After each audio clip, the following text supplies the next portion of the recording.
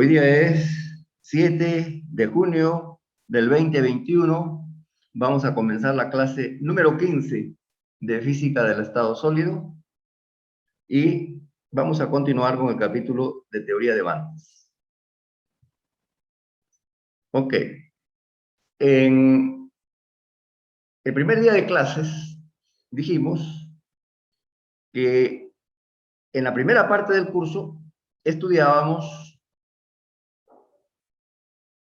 fonones y teoría de bandas. Ya casi hemos terminado con el capítulo de teoría de bandas. Hemos hablado también de fonones. La segunda parte del curso es usar estos conceptos para explicar las propiedades físicas de los sólidos. Por ejemplo, las propiedades eléctricas, las propiedades térmicas, ópticas,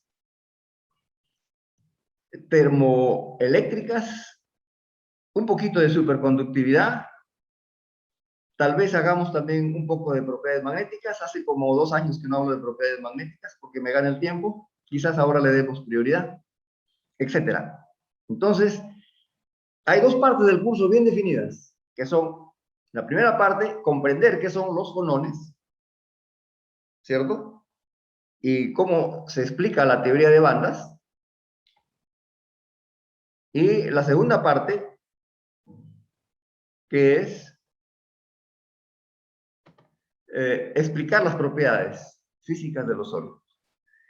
Estamos justo en el medio, y en este medio, lo que vamos a hacer es estudiar algunos conceptos intermedios, ¿no?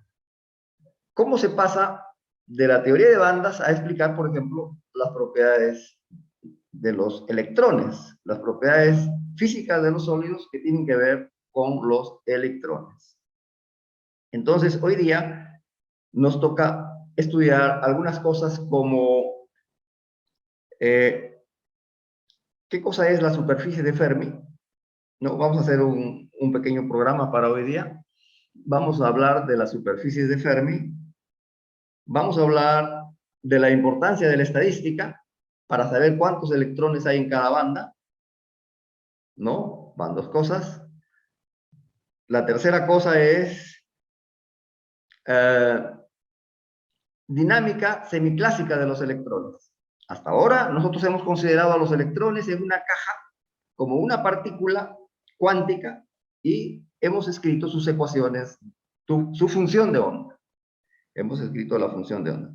Pero cuando queremos explicar las propiedades de los sólidos, vamos a explicar un electrón semiclásico. Quiere decir que lo vamos a considerar otra vez como partícula clásica, pero que esas propiedades de partícula clásica se derivan de la estructura de bandas, se derivan de lo que hemos hablado de la mecánica cuántica de la teoría de bandas, ¿cierto? Van 3 cosas, creo, para hoy día. Está cargadito la clase de hoy día. Y la cuarta cosa es hablar de la población de electrones en cada una de las bandas. Y vamos a hablar de bandas típicas de semiconductores y de conductores. Voy a hacer un resumen en la pizarra para ver, de nuevo, cuál es el tema de hoy día. Entonces,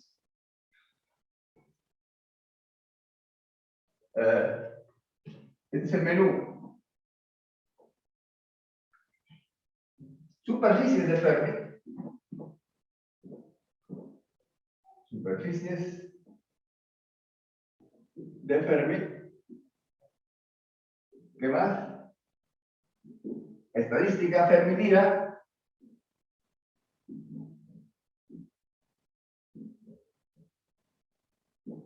Estadística Fermi-Dirac. Dinámica. Eso es lo cuarto. ¿O no?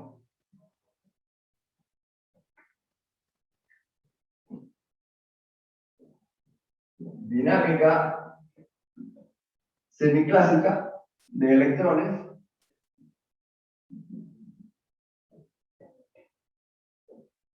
Y 4, poblaciones de bandas, vamos a poner. Poblaciones de bandas. Vamos a ver esos 4 temas. Entonces, vamos a comenzar. El tiempo, ¿está bien? ¿Se ve, no? Oh. Ahí está mejor. Los 4 temas, repito: superficies de Fermi, estadística fermidiana, dinámica semiclásica de electrones y poblaciones de las bandas. Es decir, cuántos electrones hay en cada banda. Entonces, ¿hay alguien más fuera? No, no. Hay uno que está esperando. Ya. ¿Qué más? Entonces vamos a poner las diapositivas para tratar de entender qué cosas son las superficies de Fermi.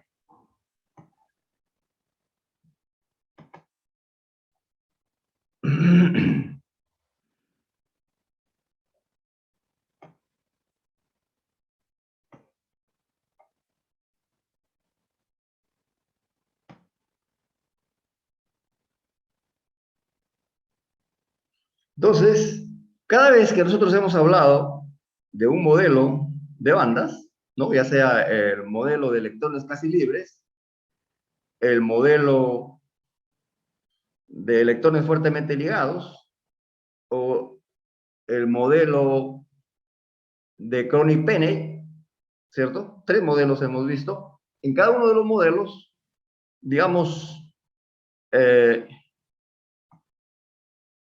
el punto, el goal, la meta, era la relación E versus K. Obtener una relación E versus K. Y ver que habían intervalos de energía prohibidos. Y por supuesto, intervalos de energía permitidos. Aparte de eso, todo el conjunto, ¿no? Si estamos en el espacio recíproco, entonces la energía es una función de vectores en el espacio recíproco. Es una función energía de K, ¿cierto? Es una energía, es una función de escalar de R3. Entonces, esas funciones, una manera de graficarlas es dibujar las superficies isoenergéticas, ¿no? Un poquito antes de estudiar la teoría de bandas, estudiábamos los electrones en una caja vacía y veíamos que todos los electrones, eh, todas las energías, perdón, formaban superficies isoenergéticas que eran esferas. Las superficies isoenergéticas, en el caso de los electrones de caja vacía, forman superficies que son esferas isoenergéticas. Pero, en general, las superficies isoenergéticas no necesitan ser esferas. Entonces, cuando estudiábamos electrones en caja vacía, la superficie de Fermi era una esfera, ¿no? Pero en general no necesita ser una esfera, ¿no? En general es una superficie diferente a una esfera, ¿cierto? ¿Qué cosa es una superficie isoenergética? Es una superficie en el espacio K que tiene cualquier punto de esa superficie, un electrón con ese K, una función de onda con ese K, tiene la misma energía, ¿cierto? Entonces, ya sabemos qué son funciones isoenergéticas. También sabemos qué cosa es energía de Fermi cuando hablábamos de caja vacía, que se aplica más a metales. Cuando hablábamos de caja vacía, la energía de Fermi era la energía más alta que podían tener los electrones, ojo, a 0 grados Kelvin, o sea, cuando no está perturbado el metal, o sea, cuando todos los electrones ocupan los niveles más bajos de energía, ¿cierto? Entonces, eso es una superficie de Fermi. Aquí está, superficie de Fermi, cuando estamos en caja vacía, un conjunto de puntos en el espacio K. Entonces, a todos los puntos que están en esa superficie isoenergética, E sub F, bueno, primero, es una esfera, superficie isoenergética, y segundo, si es la energía que corresponde a los electrones de máxima energía, eso se llama energía de Fermi. Es decir, por partes. Primero estudio un electrón en caja vacía, ¿no? Se concentraron un electrón en caja vacía y decimos, ¿cuáles son los valores posibles de K? Son cualquiera de estos puntitos, de la forma 2pi entre L1, 2pi entre L2, 2pi entre L3. Este conjunto de puntitos infinito en el espacio es el conjunto de K posibles, ¿no? Y por cada puntito hay una función de onda espacial. Y en esa función de onda espacial se pueden colocar dos electrones. Hay un electrón spin up y otro electrón spin down que pueden tener la misma función de onda. Y cuando estamos a 0 grados Kelvin y ya no tenemos un electrón, sino tenemos un número muy grande de electrones, digamos n, entonces esos electrones se van colocando dos aquí, dos acá, dos acá, en cada puntito dos, hasta que llegamos, hasta que se me acaban los electrones. Cuando se me acaban los electrones, esos electrones están en estos K o en estos Q que están aquí, y van a tener una energía H barra cuadrado, Q sub F cuadrado sobre 2M, y eso se llama la energía de Fermi, ¿cierto? Ya hemos visto que la energía de Fermi se relaciona con el número total de electrones, entonces por esta fórmula, donde este 2 significa que por cada función de onda espacial hay un spin up y un spin down, ¿no? O sea, este es el volumen de la esfera dividido entre el volumen recíproco de este cuadradito y multiplicado por 2. Entonces, ese es igual al número de electrones que caben entre 0 y Q sub F, ¿no? Están colocados ahí. Entonces, la relación entre Q sub F y la concentración de electrones, porque este es el volumen de la muestra, puede pasar acá abajo, entonces esto se llama concentración de electrones y se designa por la letra N minúscula, ¿cierto? Entonces, la energía de Fermi se relaciona con la concentración de electrones por esta forma. Bueno, ese fue el problema 3 del examen parcial, ¿cierto? Esa N se puede calcular de dos formas. Para la plata, ¿cierto? Para la plata dimos dos datos. Dimos el peso atómico o masa atómica y dimos la densidad. De ahí podían sacar N, ¿cierto? Y para el rubidio, me equivoqué, puse cesio, pero era rubidio, ya lo corregí en el solucionario que he colgado. Entonces, yo di otros datos. ¿Qué di? La valencia, que es 1, y di la arista del cubo, es BCC. Entonces, de ahí simplemente 2 entre A cubo, eso es N, ¿cierto? Esa N había que reemplazarlo acá y hacer el cambio. Bueno, entonces ya saben cuál es la relación entre energía de Fermi y la concentración de electrones o el QDF y todo el número de electrones. Creo que vamos a usar más esta forma. Vamos a referirnos más a esta forma. Este es el número de electrones que hay, ¿no?, en un metal. Esa es la relación entre el número de electrones que tiene el metal y la energía de Fermi, ¿cierto? Pero si comenzamos de caja vacía, ¿y cómo lo convertimos en metal? Decimos cada átomo del metal, según sea monovalente, divalente o trivalente, cada electrón, cada átomo va contribuyendo a la caja vacía con 1, con 2 o con 3 electrones, ¿cierto? Por otro lado, bueno, estoy recordando acá que hemos dicho hace tiempo ya en el segundo capítulo, cuando hablábamos de la zona de Brillouin, hablábamos de la celda primitiva de la zona de Brillouin. La celda primitiva de la zona de Brillouin, ¿cierto?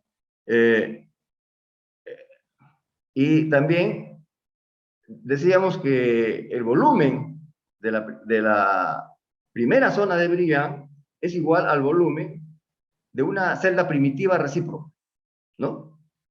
Entonces, una zona de Brillouin tiene el mismo volumen en el espacio recíproco que una celda primitiva. Uh, entonces, pero además, ese volumen de la celda primitiva, ¿no?, este volumen de la celda primitiva o de la zona de Brillouin, que es el mismo, se relaciona en el capítulo 2, primera fórmula, ¿no?, la primera fórmula que deducimos cuando habíamos hablado de, cuando entramos a estudiar red recíproca, pusimos esta formulita. El volumen de la celda primitiva de la red recíproca es 8 pi cubo entre el volumen de la celda primitiva de la directa. ¿Cierto? Y por otro lado, el volumen de cada este cubito que está acá es 8 pi cubo, el volumen de este cubito es 8 pi cubo entre el volumen de la muestra. 8 pi cubo, el volumen de cada cubito es 8 pi cubo entre el volumen de la muestra. Entonces, nosotros podemos decir aquí que el volumen de la muestra, ¿no? El volumen de la muestra, esto no estamos deduciendo, estamos simplemente agregando que el volumen de la muestra es un número que estoy llamando acá n' por el volumen de una celda primitiva directa. El volumen de la muestra es n veces el volumen de la celda primitiva directa. Entonces, aquí hay, a ver si, uy, disculpen. Ajá. Ya. ¿A dónde estaba? Ya, estoy aquí. ¿Qué estoy tratando de obtener? Es que estoy tratando de explicar que el número de puntos en la primera zona de Brillouin es igual al número de celdas primitivas, ¿no? El número de puntos en la primera zona de Brillouin es el número de celdas primitivas que tenemos en una muestra. Aquí en la red directa, ahí está bien en la red directa, pero más claro sería, creo que tengo tiempo aquí de... Vamos a ver si puedo. El número de celdas primitivas en la muestra. ¿Puedo corregir esto? No, sí.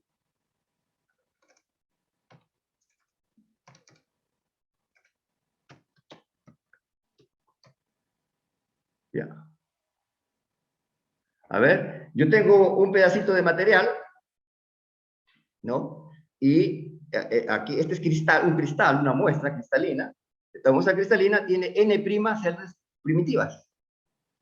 Esta muestra tiene n' celdas primitivas. Entonces, cuando yo hago la red recíproca, entonces en la zona de Brillouin va a tener tantas celdas primitivas como átomos hay en mi muestra, perdón, como celdas primitivas hay en mi muestra,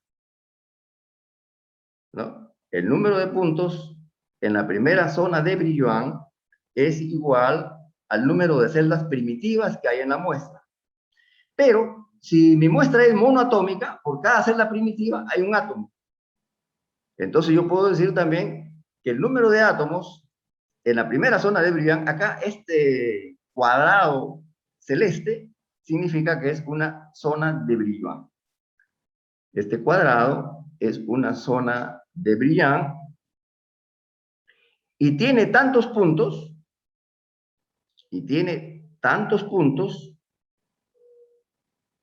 como celdas primitivas tiene mi cristal, y si el material es monoatómico, perdón, si el material es monoatómico, habrán tantos puntos en la primera zona de Brillouin como átomos hay en mi cristal monoatómico. Como átomos hay en mi cristal monoatómico. Entonces vamos a hablar ahora de las superficies de Fermi de metales monoatómicos. Entonces, vamos a pensar en esta clase que el número de átomos que hay en la primera, el número de puntos que hay en la primera zona de Brillouin, el número de puntos que hay en la primera zona de Brillouin es igual al número de átomos. Pero no nos desconcentremos. A ver, vamos a ver la diapositiva anterior. La diapositiva anterior. Es una cosa, ¿cierto? Estoy hablando de dos cosas aquí que se conectan y que ahorita lo van a ver cómo se conectan. Acá digo el número de electrones que hay acá en esta esfera de Fermi. Dentro de la esfera de Fermi hay un número de electrones que se relaciona con Q sub F de este modo. Es el número de electrones, es el que está aquí. El número de electrones, y acá lo que estoy diciendo es el número de puntos. El número de puntos que hay ahí es igual al número de átomos que hay en la muestra. ¿Cierto? ¿A dónde quiero llegar? Entonces, como les decía, el número de puntos es igual al número de átomos. Aquí está. El número de puntos en la primera zona de Briggs es igual al número de átomos, pero depende de si los átomos son monoatómicos, diatómicos o triatómicos. Entonces, digamos, mejor monovalente, divalente o trivalente, es decir, 2 electrones por átomo, 3 electrones por átomo. Puede suceder 1, 2 o 3. Vamos a considerar esos 3 casos nada más. Que el metal tenga un electrón por átomo. Entonces, este cuadradito, esta área del cuadradito, ahí caben un número de electrones igual al número de átomos, ¿no? Mejor dicho, el número de puntitos, así en claro, el número de puntitos es igual al número de átomos, ¿no? Pero el número de electrones no necesariamente es igual al número de átomos, ¿cierto? El número de electrones puede ser el doble, el triple o igual al número de átomos. Vamos a estar en esas 3 posibilidades. Entonces vamos a ver qué pasa si el material es monoatómico. Fíjense en esta figura y van a aprender un poquito de física del estado sólido. Entonces, el número de puntitos es igual al número de átomos, pero como en cada átomo contribuye con un electrón, perdón, en cada punto van a ir 2 electrones. Repito, el número de puntos es igual al número de átomos. El número de puntos es igual al número de, pero cada punto no acepta solamente un electrón, sino 2. Entonces los electrones se van colocando de 2 en 2. Cada átomo necesita los electrones de 2 átomos para colocarlos aquí. De 2 átomos para colocarlo aquí. De 2 átomos para colocarlo aquí. O sea, te sobran puntos. Si el material es monoatómico, entonces cuando este volumen es igual a la mitad del cuadradito, ya llenaste tu esfera de Fermi. La esfera de Fermi entonces es menor que el volumen. El volumen de la esfera de Fermi es menor, casi la mitad, o la mitad, mejor dicho exactamente, que el volumen de la primera zona de Briggs. ¿De acuerdo? Entonces, el número de puntitos es igual al número de átomos, pero por cada puntito coloco 2 electrones. Entonces yo no necesito tanto puntito, necesito la mitad nomás. Si el material es monoatómico, necesito la mitad del volumen. ¿Por qué? Porque cada puntito acepta 2. Entonces voy a tener esta esferita de Fermi que va a tener solamente la mitad del volumen de la primera zona de Briggs. Pero si mi material es divalente, entonces el volumen de la esfera de Fermi va a ser igual al volumen de la primera zona de Briggs. Pero son geometrías diferentes. Una es esfera y otro es cubo, por ejemplo, o cuadrado, si estamos en 2 dimensiones, como en esta figura. ¿Qué quiere decir? Que la esfera va por unos lados, por aquí, va a ser más grande que la arista, pero por acá va a estar dentro del cuadrado. Va a haber partes de la esfera que ya están fuera. Esta parte de aquí ya están en la segunda zona de Briggs. O sea, si el material es divalente, entonces, si el metal es divalente, va a tener electrones que están dentro de la primera zona de Briggs y electrones que están también en la segunda zona de Briggs. Van a haber algunos estados no ocupados también en la primera, pero van a haber estados ocupados en la segunda zona de Briggs. ¿Captaron? Y Si el material es trivalente, entonces tenemos más electrones aún, la esfera va a ser más grande, la esfera va a ser más grande que la primera zona de Briand y va a ocupar parte de la segunda y parte de la tercera zona de Briand. Con este dibujo, la coloreada de color amarillo es la segunda zona de Briand. Y si el material es trivalente, va a tener algo así. Aquí están, aquí escrito. Si el material fuera trivalente. ¿Qué quiere decir? Entonces que si el material es trivalente, el metal, cada átomo del metal tiene 3 electrones de valencia, entonces esos electrones van a tener una esfera de Fermi muy grande que no va a caber en la primera zona de Briand, sino se escapa a la segunda y a la tercera zona de Briand. ¿Está bien? Entonces esos conceptos tienen que manejarlos bien, ¿no? Pero para eso tienen que comenzar diciendo, ¿cuál es el número de puntos en la primera zona de Briand? El número de puntos en la primera zona de Briand es igual al número de átomos. Pero cada punto no es para un electrón, cada punto es para 2 electrones. Entonces, si el material es monoatómico, entonces van a sobrar puntos en la primera zona de Briand y la esferita de Fermi ya se llenó acá. Y si el material es divalente, el volumen de la esfera es igual al volumen de la zona de Briand, pero son geometrías diferentes y parte de la esfera se sale. Y si es trivalente, entonces pueden haber electrones en la primera, segunda y tercera zona de Briand. ¿Está bien? Entonces, la superficie de Fermi, si estamos en metales, todavía si no estamos no aplicamos todavía potencial periódico, o sea, todavía no vemos propiamente el problema de banda, sino que estamos estudiando metales en la aproximación caja vacía. Entonces, esa es la situación. O sea, esta esfera de Fermi va a ser así, totalmente, si el material es monovalente. Una esfera de Fermi totalmente dentro de la primera zona de Briand si el material es monovalente. Pero cuando hay el potencial periódico, ya comenzamos a usar el nearly free electron, entonces esa esfera se va a deformar y va a tener una superficie cualquiera. Pero por ahora vamos a concentrarnos solamente en el metal como si fuera electrones en caja vacía. No hablamos todavía de potencial, no consideramos todavía el potencial periódico. Entonces, si el material es divalente, entonces, como les dije hace un ratito, la esfera se sale de la primera zona de Briand. La esfera de Fermi se sale de la primera, a pesar de que tienen el mismo volumen. Es decir, este triangulito que está acá va a quedar vacío, pero se compensa con esto de acá que va a estar lleno, pero que ya es de la segunda. Entonces, se acostumbra entonces a describir esta esfera en 2 zonas de Briand.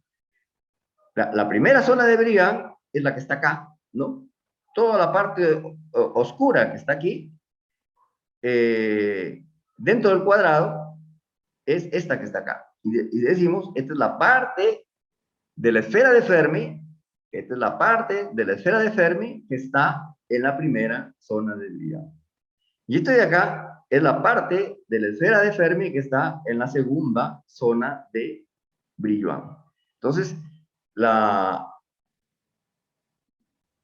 esfera de Fermi se divide en 2 partes, ¿no? Entonces, cuando uno estudia, cuando uno quiere hacer un gráfico, ya no tipo superficies isoenergéticas, sino me voy a lo largo de una dirección, como acá, ¿no? Aquí me estoy yendo a lo largo de una dirección, por ejemplo, de la dirección 100, si grafico a lo largo de esta dirección, la energía va a ser hasta aquí, pero después ya entra a la otra banda, a la otra zona de Briand y comienza a ir por acá, ¿no? Aquí todavía no hay banda, ¿por qué? Porque estamos hablando todavía de electrones en caja vacía. Y si vamos por acá, en la dirección 110, por ejemplo, tenemos otro gráfico de E versus K. Ahí dice 1, pero bueno, depende de cómo quieran verlo ustedes. El dibujo es bidimensional, pero podemos decir, suponer que estamos hablando de algo tridimensional. Por eso acá el libro de Omar ha puesto 1. ¿Estamos?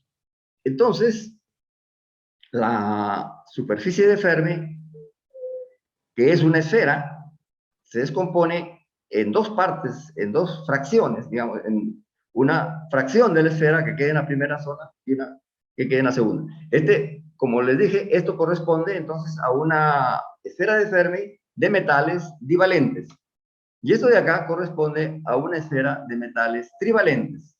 La primera zona de Brillouin totalmente, ¿no? Esta es la primera zona de Brillouin, totalmente dentro de la esfera de Fermi.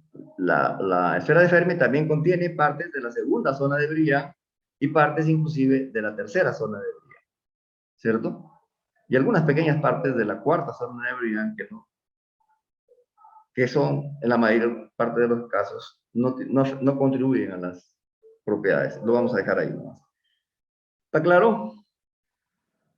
Esta esfera de Brillouin, esta esfera de Fermi también se puede, así como está de acá, que se descompuso en dos, esta de acá se puede descomponer en tres, ¿no? O sea, esta esfera de Brillouin tiene tres partes, vamos a decir, tiene tres partes. Una está en la primera zona, todo lleno, todo esto pertenece a la esfera de Fermi, todo esto que está acá está en la segunda zona de Brillouin y también pertenece a la esfera. Todo esto es parte de la esfera, pero que pertenece a la segunda zona de Brillouin, y esta es parte de la esfera que corresponde a la tercera zona de Brillouin, ¿cierto? Y este dibujito que está acá es un dibujito medio raro que se usa algunas veces. Es este mismo que está acá. Imagínense que se ponen bastantes terceras zonas de Brillouin, una a continuación de la otra, bastantes losetas de este tipo, que le llamamos tercera zona de Brillouin, una a continuación de la otra, y cuando las juntamos, estos cachitos de aquí se van a juntar y van a formar estas losetas que están acá, ¿no? O sea, esto mismo, cuando se hace periódico, va a ser esto de acá. Entonces pasamos de la representación en zona extendida a la representación en zona periódica, y para ver solamente, en este caso, la tercera zona de Brillouin, que se relaciona también con la tercera banda de energía. Entonces, vamos a ver, ¿no?, algunos problemitas numéricos para ver cómo funciona esto de acá. Acá hay un par de problemitas que he puesto en prácticas anteriores para, digamos, afianzar lo que acabo de decir. Que la esfera de Fermi, según el material sea monoatómico, diatómico, perdón, ¿qué digo? Según el metal sea monovalente, divalente o trivalente, la esfera de Fermi puede ocupar una zona de Brillouin, una mitad de la zona de Brillouin, o puede ocupar parte de la segunda zona de Brillouin, o tres zonas de Brillouin, ¿no? Entonces, vamos a considerar un metal bidimensional, un cristal bidimensional. Vamos a suponer que la red es cuadrada. Vamos a suponer que la red es cuadrada. Entonces, la muestra también es cuadrada de longitud L, ¿cierto? Entonces vamos a ver cómo es la primera zona de Brillouin, cómo es la superficie de Fermi, que en este caso ya no sería una superficie, sino sería un círculo de Fermi, ¿no? Entonces, si el problema es bidimensional, entonces podemos usar este dibujo, inclusive que está acá, porque también es bidimensional, ¿no? Estamos en un material bidimensional, entonces esta es la primera zona de Brillouin, y como el material es divalente, esta es la esfera de Fermi, que como ya dije, se sale. Entonces yo quiero calcular qué fracción, ¿no? ¿Qué fracción del total de electrones, ¿no? Tiene un número de electrones el metal. De ese total de electrones que tiene el metal, ¿qué fracción de electrones tienen energías en la segunda zona de Brillouin. ¿Está bien? Ese es este problema, este problemita. Considere un sólido cristalino monotómico bidimensional con red cuadrada de parámetro A y átomos divalentes. Átomos divalentes. Usando el modelo de electrones en caja vacía, encuentre la fracción de electrones que ocupan función de onda con valores de Q en la segunda zona de Brillouin. O sea, eso es lo que les acabo de decir, ¿no? Esta es la primera zona de Brillouin, esta es la esfera de Fermi. ¿Qué fracción de electrones tienen su Q en la segunda zona de Brillouin? ¿No? Entonces, simplemente hay que encontrar el número, esta área, ¿no? Esta área, fuera volumen, si fuera tridimensional, esta área es proporcional al número total. Esta área de la esfera, de la superficie roja, del círculo rojo, esta área dentro de la circunferencia roja, es proporcional al número total de electrones del metal bidimensional que estamos estudiando, ¿cierto? Y estas pequeñas fracciones circulares que están acá, 1, 2, 3, 4, estas pequeñas fracciones circulares van a tener un área total, que es la fracción proporcional, mejor dicho, a la fracción de electrones que están en la segunda zona de Brillouin. O sea, lo que tenemos que calcular es esta fracción. Es un problema de geometría, ¿no? ¿Cuántos electrones hay en la segunda zona de Brillouin? Es un problema de geometría. Equivalente a decir en cuarto media le preguntara, ¿cuál es la fracción de estas 4 áreas circulares con respecto a todo el círculo? ¿Cuál es la fracción? La suma de esos sectores circulares. Sume esos 4 sectores circulares y divídalos entre el área total de la circunferencia. Entonces, este es un problemita de geometría que está resuelto acá. Pero antes de entrar a la geometría, recordamos que es la física. Entonces, el número de electrones total que hay, ¿no? El número de electrones total que hay es el área del círculo dividido entre el área de cada cuadradito y multiplicado por 2, porque hay 2 electrones por cada cuadradito. Esto que está aquí es el número de cuadraditos. Si lo multiplico por 2, ese es igual al número de electrones. De aquí despejo el Q sub F y encuentro que el Q sub F es 2pi n sobre área, o sea, número de electrones por unidad de área.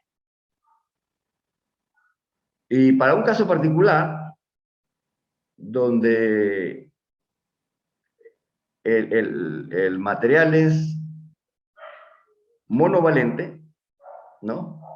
Y el área es 2, perdón, el área es a cuadrado, ¿no? El parámetro de red es A. Entonces, esta n se puede poner como 2 entre A cuadrado. ¿Por qué? Concentración de electrones es 2 sobre A cuadrado, porque el material es divalente. Hay un átomo por cada cuadradito, pero ese átomo tiene 2 electrones. Entonces, esta n es el número de electrones, ¿cierto? Estoy reemplazando el número de electrones por unidad de área. ¿Cuánto es el número de electrones por unidad de área? Es el mismo número que el número de átomos por unidad de área, pero multiplicado por 2, ¿cierto? Entonces despejo Q sub F y hasta aquí Q sub F. Ahora, con este dato me voy acá. Esta es mi esfera de Fermi y esta acá es mi primera zona de Brillouin. Aquí están las dos. Mi primera zona de Brillouin, como es un cristal cuadrado, de red cuadrada, entonces la red recíproca también es cuadrada y su arista es 2pi sobre A. Y este Q sub F ya lo calculamos en la diapositiva anterior, ¿no? Entonces, ¿cuál es el problema? El problema es acá, calcular el área de aquí y dividirlo entre el área de la esfera. Entonces, ¿cómo se hace? Usamos el hecho, esta figurita. Este, este de aquí es pi sobre A, ¿cierto? Porque toda la arista de la zona de Brian es 2 pi sobre A. Entonces, todo esto es pi sobre A. Y esta hipotenusa es el radio de la esfera de Fermi, o de la superficie de Fermi, es este valor que está acá. Entonces, de aquí yo saco el coseno, ¿no? Y con esta geometría yo puedo obtener entonces el área de todo el sector, ¿no? El área de todo este cono con su cupulita acá, yo puedo obtener eso. Y le resto el área del triángulo isósceles que está acá, le resto, ¿no? Y lo multiplico por 4. 4 veces esta área entre pi q f cuadrado es lo que yo quiero. Esa es la fracción de electrones que está en la segunda zona del día, ¿cierto? Y aquí, entonces, la zona sombreada, como les decía, es el área de este círculo, que viene a ser simplemente el ángulo en radianes que está acá, multiplicada por Q sub F. ¿No? El área del...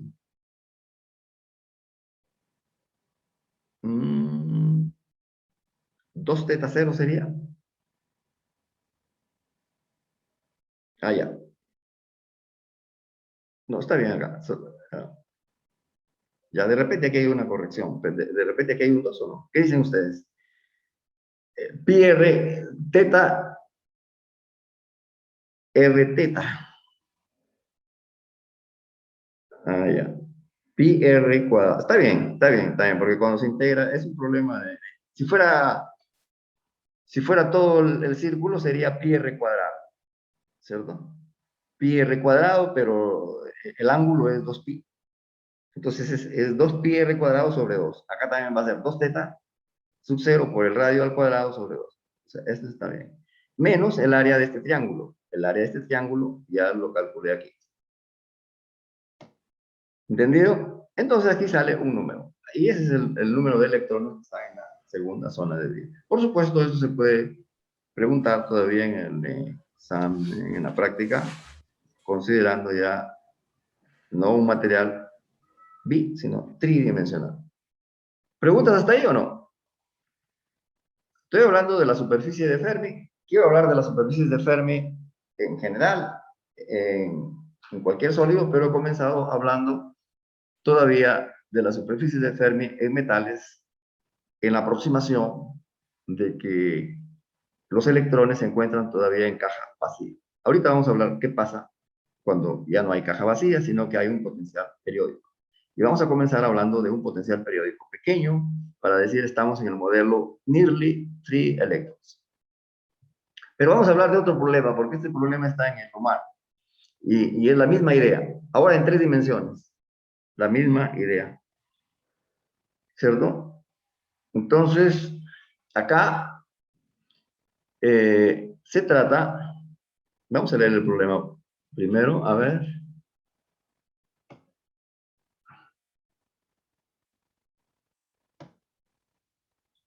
Entonces, esa fórmula ya la recordamos.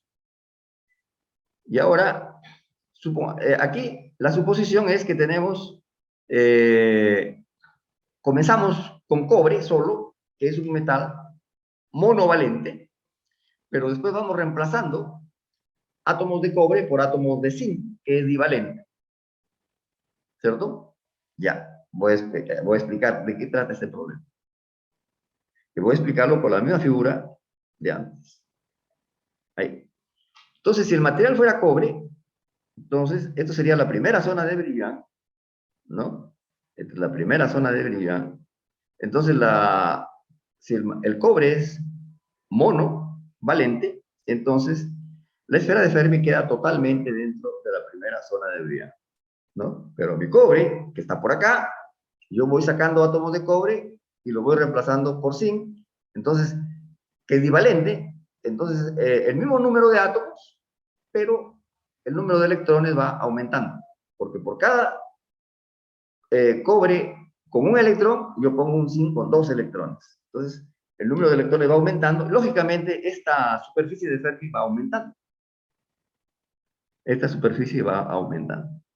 Y la pregunta en este problema que les estaba leyendo es, ¿cuántos átomos de cobre tienen que ser reemplazados por átomos de zinc o átomos monovalentes? Tienen que ser reemplazados por átomos divalentes para que exactamente la esfera de Fermi sea tangente a la primera zona de Brillouin. Sea tangente a la primera zona de Brillouin. ¿Cuántos átomos de zinc, qué fracción de átomos de zinc tiene que ser reemplazada por cobre? O mejor dicho, al revés, ¿qué fracción de cobres tiene que ser reemplazada por zinc para que esta va engordando hasta que alcance a la primera, comience a chocar con la primera zona de Brillouin? Ese es el ejercicio que está acá. ¿Cierto? Entonces, solamente que lo he explicado ahí esquemáticamente. La realidad es un poquito diferente, pero se puede hacer. Aquí está, ¿no? Como les decía, el cobre es FCC, entonces aquí está el cobre, es FCC, pero su recíproca es BCC. Aquí está la BCC. Entonces, comienzan a dibujar cuál es la primera zona de Brillouin. ¿Cuál es la primera zona de Brillouin de un material cuya red directa es FCC? Entonces vienen a este dibujo de la red recíproca, que es BCC, y entonces aquí comienzan a intersectar con planos, a los vecinos más cercanos, ¿no? Que son en este caso 8, aquí he dibujado 3 segmentos nada más, pero son 8, ¿cierto? Estoy aquí en el centro del BCC, voy por acá, y se forma el famoso octaedro truncado. Eso ya lo explicamos, ¿no? La primera zona de Brillouin de un material FCC es un octaedro truncado. Es decir, en el centro de este octaedro truncado está el origen de la primera zona de Brillouin. En el centro de este octaedro truncado está la primera, está el origen de la red recíproca, también el centro de la primera zona de Brillouin. Y en ese centro, digamos, valga la redundancia, también es el centro de la esfera de Fermi, ¿no? Dentro de esta primera zona de Brillouin hay una esferita. Ahí está la esfera de Fermi, que cabe totalmente dentro de la primera zona de Brillouin, porque su volumen es solamente la mitad de la primera zona de Brillouin, porque el cobre es monovalente.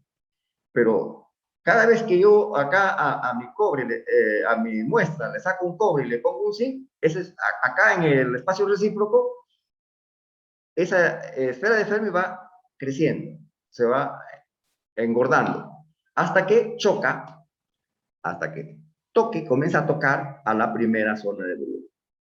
La primera pregunta es, si alguien está por ahí escuchándome atentamente, yo sé que casi todos, pero vamos a ver.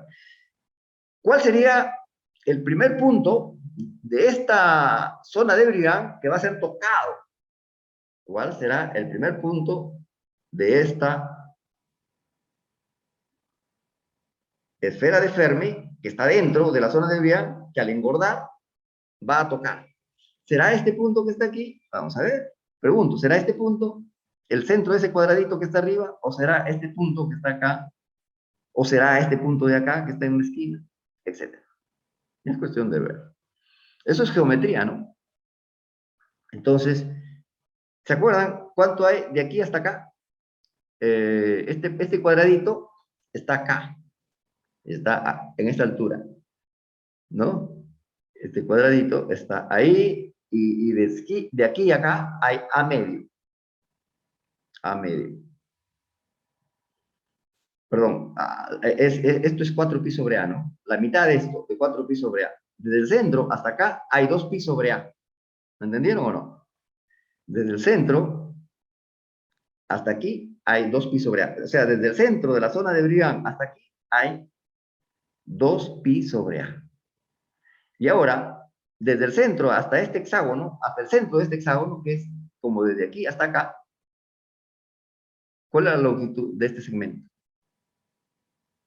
¿No? O sea, estoy viendo ¿Cuál es mayor? ¿Cuál va a llegar primero? La esfera va a engordar simultáneamente en todas las direcciones, ¿no? Va a crecer simultáneamente en todas las direcciones. La pregunta es, ¿dónde llega primero?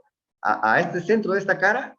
¿O aquí al centro de este segmento azul?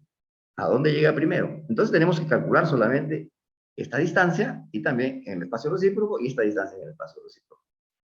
¿Cuál es esta distancia? Ya lo dije, 2pi sobre a, porque de aquí para acá también hay 2pi sobre a, y todo es 4pi sobre a. Pero de aquí a acá, ¿cuánto hay? Fácil, ¿cierto? Todo esto es 4pi entre a por raíz de 3, ¿no? Geometría de quinto de media, o de cuarto. Bueno, 4pi entre a por raíz de 3 es todo esto, pero como hay cuatro mitades, ¿no? 1, 2, aquí y 2 para el otro lado, o sea, esto viene a ser solamente la cuarta parte, o sea, pi entre a por raíz de 3. Esto es pi entre a raíz de 3, y esto de acá es 2pi sobre a. ¿Cuál es menor? ¿Están atentos o no? Pi ¿Cuál? raíz de 3 sobre Este a. de acá es menor, ¿cierto? O sea, cuando yo comienzo a sacar átomos de cobre para poner átomos de zinc, la esfera de Fermi va a crecer y primero va a llegar aquí.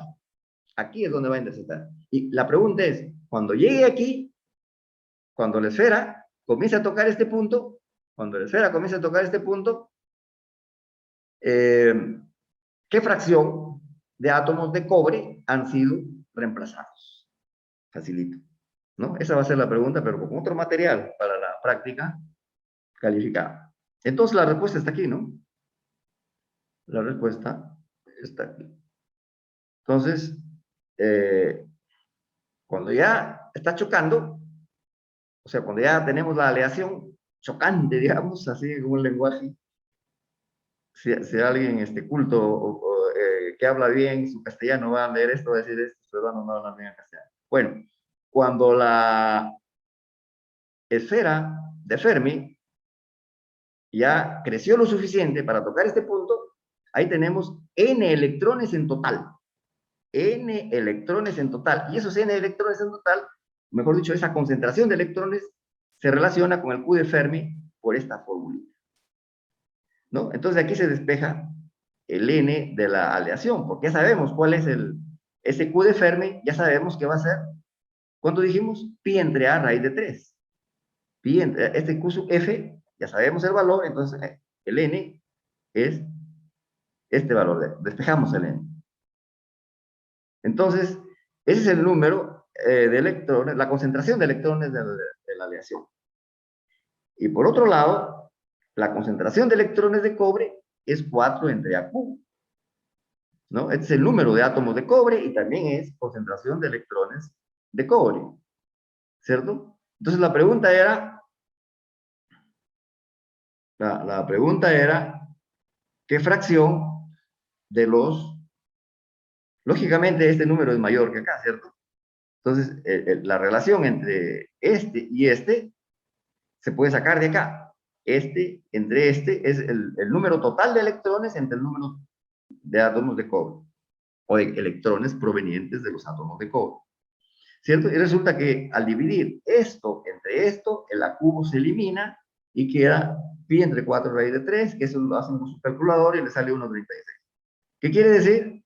Que el número de átomos en la aleación, el número de electrones de la aleación, perdón, el número de electrones de la aleación es mayor en el 36% al átomo de cobre, a los electrones de cobre, a la concentración de electrones provenientes del cobre.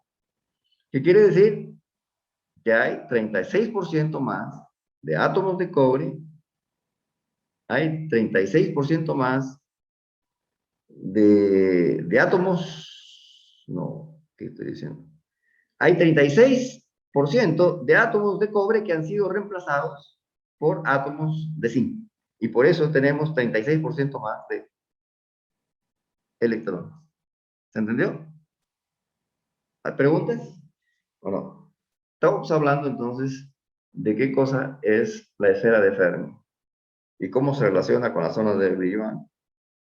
Y, lógicamente, en la física van a ver que cuando esto sucede, ya el material se va convirtiendo, ¿no? Va a haber una transición ahí. El material se va convirtiendo de un metal que tiene todos sus electrones en la primera zona de Briggs, que tiene ciertas características, vamos a ver dentro de poco, cuando hablemos de las propiedades físicas de los sólidos, que un metal, un metal que tiene electrones sobre, que tiene electrones solo en la primera zona de Briggs y otro que tiene electrones en la segunda zona de Briggs, además de la primera, tienen propiedades físicas muy diferentes. Por decirles una cosa, la constante de Hall, que para un metal normal, para un metal monovalente, siempre es negativa, para un material con dos bandas, o sea que ocupa dos zonas de Briggs, la constante de Hall puede ser positiva, ¿no? Eh, hay cambios en la magnetoresistencia también. O sea, un metal que tiene electrones solo en la primera zona de Briggs se comporta diferente que a un metal que tiene electrones en dos zonas de Briggs. Hay propiedades físicas que los diferencian muy claramente. Por eso es que aquí hacemos un ejemplito para que cuando ya lleguen a ese nivel de que quieran estudiar materiales con una, con otra propiedad, ya entiendan de dónde viene. Ok. Ahora, me he pasado acá casi como una hora hablando solamente de superficies de Fermi, considerando que el metal todavía no tiene potencial periódico. ¿Qué pasa cuando hay potencial periódico? Bueno, pueden pasar muchas cosas, pero vamos a hablar del caso más sencillo. Cuando tienen un potencial periódico pequeño, o sea, todavía aplicamos el modelo de electrones casi libres. Entonces, vamos a decir que se puede mantener los mismos esquemas que están acá, ¿no? Ese es para el material bivalente, esto se mantiene, siguen siendo las superficies de Fermi, esto de acá sigue siendo la superficie de Fermi, pero está dividida en tres partes, en primera, segunda y tercera zona de Briand, y esto de acá, que es lo mismo que la tercera, sino que está en esquema periódico, ¿cierto? Son lo mismo, pero ¿en qué afecta el potencial periódico? Y esas son las reglas de un señor que se llama Harrison, que lo he escrito por algún sitio, pero que no lo escribí en el sitio donde era debido. Ya. Ya, lo que pasa es que tuve problemas con el file y estoy usando un file antiguo. Ya, no importa. Pero entonces, la pregunta es, ¿qué cambia cuando aplicamos un potencial periódico? O sea, entramos al Nearly Free Electron. Solamente cualitativamente vamos a decir, cambian estas cuatro cosas que están acá. Hay que tener en cuenta estas cuatro cosas. O sea, las esquinas afiladas se redondean. No pueden haber esquinas afiladas. O sea, ¿a qué se refiere esta primera parte? Se refiere a que aquí hay esto que está aquí. O sea, esta figura tiene dos tangentes. Le dicen, calcula la tangente aquí, en este punto. Ya, yo me voy por acá, otra tangente por acá. Hay dos tangentes. Y en mecánica cuántica eso no es posible, ¿cierto? En física en general no es posible porque si le dijeran, esta es una curva espacio versus tiempo, con dos tangentes, que dice, entonces tiene dos velocidades. Eso no puede ser, ¿cierto? Entonces, ¿qué pasa en la realidad? Entonces lo que pasa es que esto ya se va a redondear. Esto de acá también. Uno. Y dos, para que ya no hayan dos tangentes. Y lo otro dice, las superficies de Fermi, acá esto lo corregí en el nuevo, las superficies de Fermi cortan perpendicularmente a los límites o a la frontera de zona. ¿Cierto? Cortan a la frontera de zona. A ver, ¿en dónde estoy?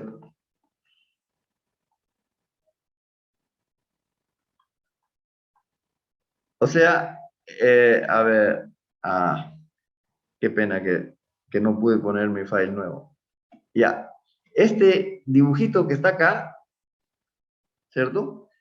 Significa que, miren, si ustedes trazan esta tangente aquí, va a ser un ángulo como de cuánto. Esta parte de la superficie energética con esta cara de la superficie de brillo A están haciendo un ángulo de 30 grados, digamos. Ya, 30 grados. Y acá estarán haciendo pues un ángulo de 120 grados. Esta tangente así. Entonces, lo que dice es que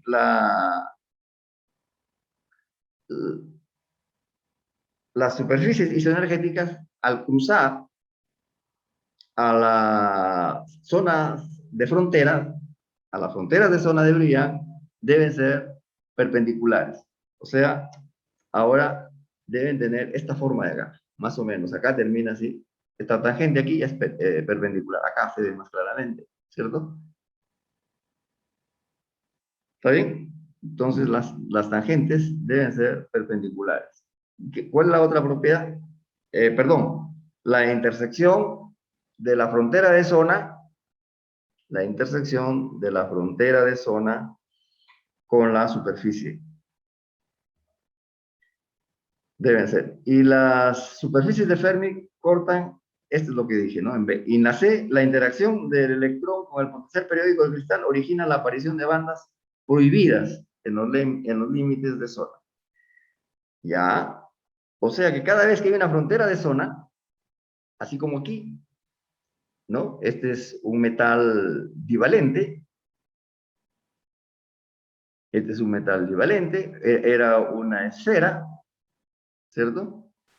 Era una esfera que se convirtió en estos dos primero, ¿no? La esfera tenía por acá, es una esfera, se convirtió en esto y en esto, pero después esto se afinó y se puso así, perpendicular. Bueno, a ver, dice, en, en las fronteras de zona aparecen bandas prohibidas.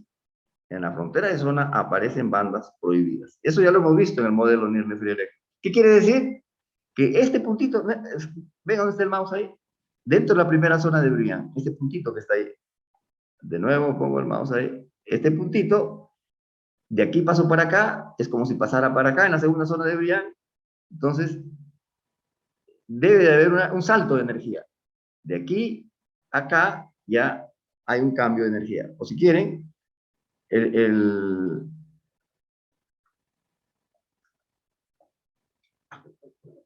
este estado, de aquí a acá es continua la curva. De aquí a acá es continua la curva, pero cuando llega acá, salta. Aquí hay una banda prohibida. Eso ya lo hemos visto en el Near Free Electron, ¿cierto? En el modelo Near Free Electron quiere decir que hay saltos de energía cada vez que se pasa una frontera. Y este de acá, el último, dice que el volumen total encerrado por la superficie de Fermi, vamos a leer completo, depende solamente de la concentración de electrones, depende del número total de electrones, y es independiente de los detalles de la interacción con la red. ¿Qué quiere decir esto?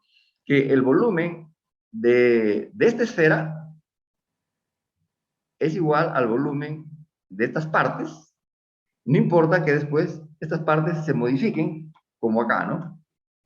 Que las deformaciones se hagan más de acuerdo a las reglas que hemos dado, ¿no? De tal manera que esto de aquí tiene que ser perpendicular a esto de acá. Y también esto de aquí perpendicular a esto de acá, y que ya no hayan puntas, ¿cierto? Ya no hayan puntas, bueno. Entonces, el total, el volumen, este volumen, debe ser igual al volumen, entonces, de esto de acá.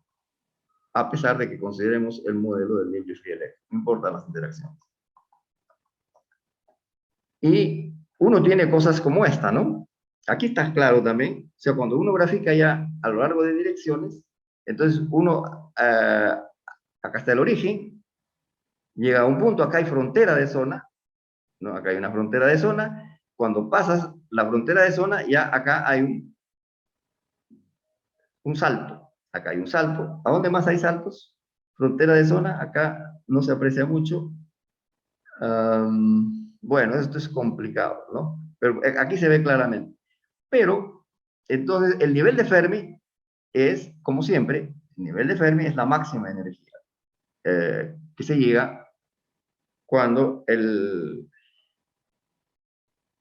material no interacciona con nada, es decir, estamos a 0 grados Kelvin, mejor dicho. A 0 grados Kelvin, la máxima energía de los electrones solitos es esta que está acá. Acá hay una interacción entre los núcleos y los electrones del mismo material, por eso se producen las bandas en el modelo de Milli Free Electron. Y aquí hay saltitos de energía, ¿no? Saltos de energía. Y el nivel de Fermi se toma siempre en la máxima. O sea, todos estos puntos donde la energía de Fermi, todos estos puntos que están acá, van a formar una superficie que no es necesariamente una esfera, ¿no? Y acá hay una explicación que yo la copié del Kittel, pero que hoy día estaba pensando, eh, estos, lo que te dice esto no tiene nada que ver con la literatura que dice acá, pero lo que dice esto es que si lo importante que acabamos de decir es que si hay un electrón que pasa de aquí a acá, entonces se satisface la condición del agua, ¿no? Eso ya lo hemos visto cuando hablábamos del free electron, se satisface, sobre todo en el caso unidimensional, pero se entiende que esto se generaliza. Cuando pasamos de una banda a otra banda, se experimentan saltos. ¿Y por qué hay saltos de energía? ¿Por qué hay bandas prohibidas? Porque las funciones que vienen con e a la IKX retornan con un e a la menos IKX y en lugar de ser funciones de onda e a la IKX, se transforman en funciones coseno y seno con diferente energía, ¿cierto? Eso es lo que debe decirse cuando satisfacen la condición de Bragg. Sin embargo, acá han escrito esta ecuación y esta ecuación tiene que ver más, a ver, ¿con qué tiene que ver esta ecuación? Con esta ecuación dice que cuando viene un electrón y atraviesa la zona de Briand, ¿no? El electrón tiene una función de onda, se difracta, va a tener esta función de onda y va a satisfacer esta ecuación. Ya, es normal porque K' es igual a XB, K' es igual a K menos G, ¿no? K' es igual a K menos G, entonces K' cuadrado es igual a todo esto, esta ecuación nadie la discute porque se ve de la figura, pero acá, cuando pasamos de aquí a acá, estamos diciendo K' cuadrado es igual a K cuadrado. Simplemente lo que estás diciendo ahí es que hay un scattering elástico, que el momentum de la onda saliente es igual al momentum, el módulo de la onda saliente. Entonces, scattering elástico. Sin embargo, lo importante no es el scattering elástico. Claro, la difracción también es un fenómeno que se da cuando hay scattering elástico, pero acá estamos hablando de la difracción de Bragg. ¿Cuál es la condición de difracción de Bragg? Delta K igual a G. Pero acá mencionan esta condición de acá, que es más bien de scattering elástico, ¿no? En realidad, cuando estudiamos difracción de rayos X, dijimos que tienen que cumplirse las dos condiciones, ¿no? Scattering elástico y la condición del agua que era delta K igual a G.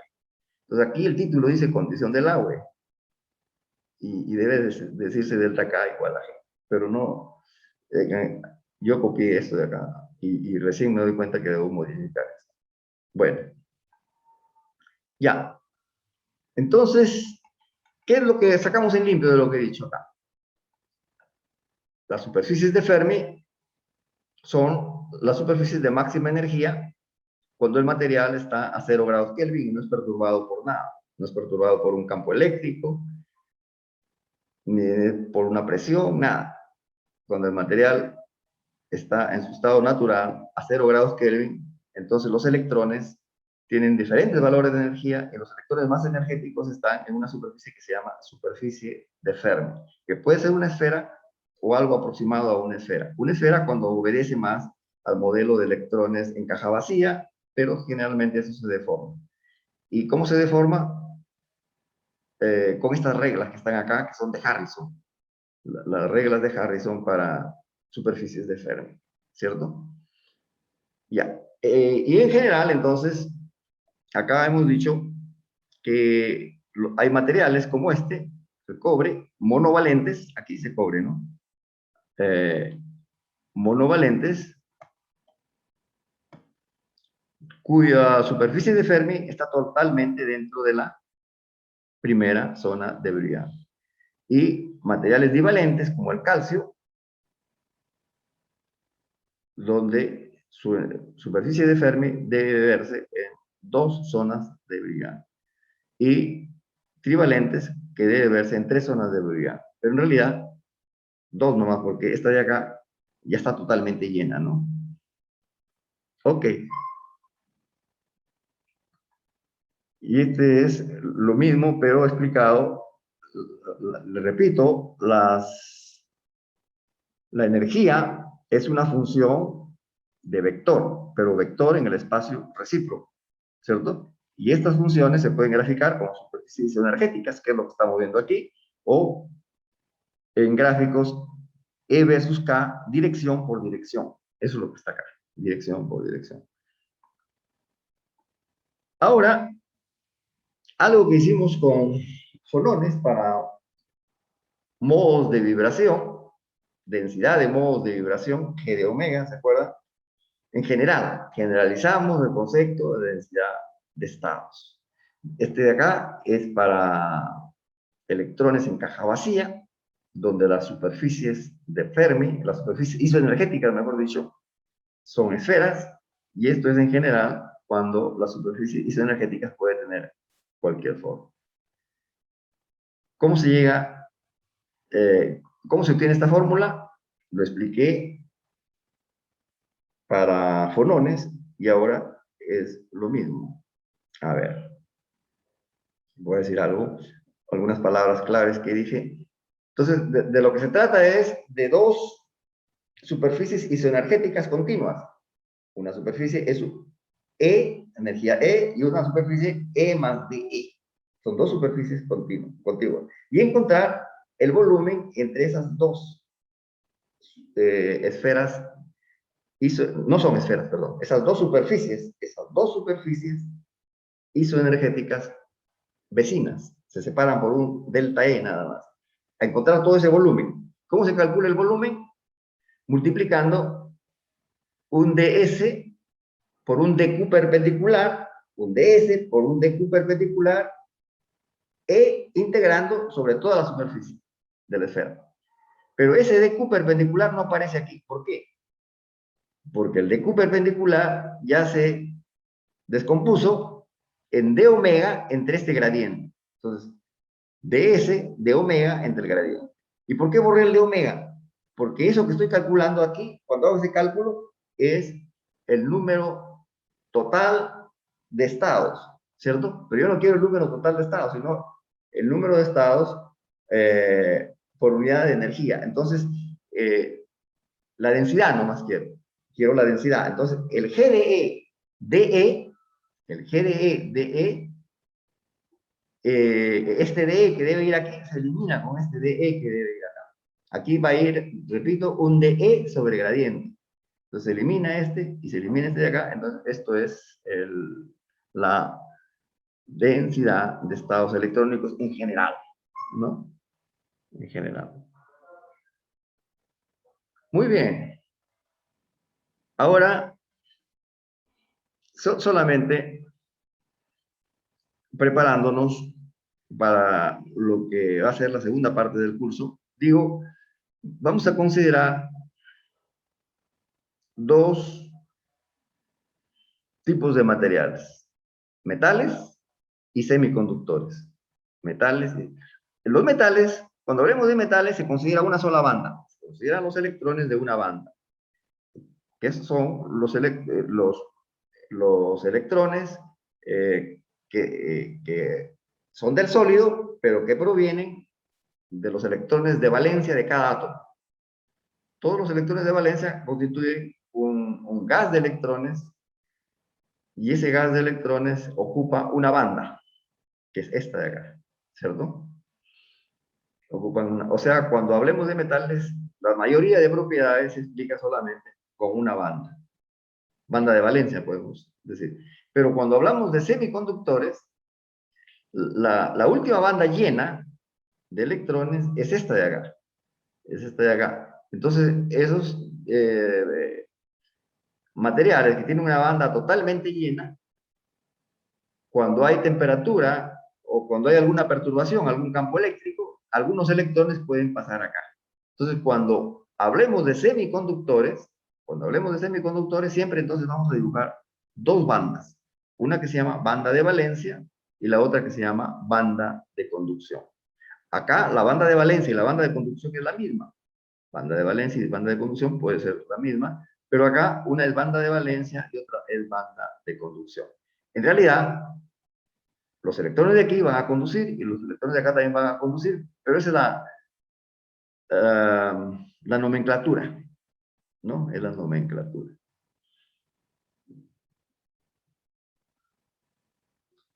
En mi nueva diapositiva, que la voy a colgar más tarde, que no pude ponerla en esta computadora porque es más lenta, considero también un tercer tipo de material que voy a estudiar. De repente hago un capítulo de superconductividad, donde en los superconductores, aquí aparece una pequeña bandita de unos milielectronvoltios. Entonces, pero que está en el nivel de Fermi, no está en la zona de Briand, ¿no? Sino en el nivel de Fermi. Entonces, y es de unos milielectronvoltios. Acá esto es del orden de un electronvoltio, ¿no? Esto es de un electronvoltio, 5 electronvoltios, más o menos. O generalmente el silicio es 1, el germanio creo que es menos de 1, 0,7 electronvoltios. Hago aquí un minutito de descanso para hacer un mea culpa, el examen. En el examen cometí algunos errores. Un error que lo corregí durante el examen, que era el 2 nanómetros, le puse 0.2 nanómetros. Pero otro error fue en el problema 2. ¿De qué era ese problema 2? Era calcular el gap, ¿cierto? Calcular el gap.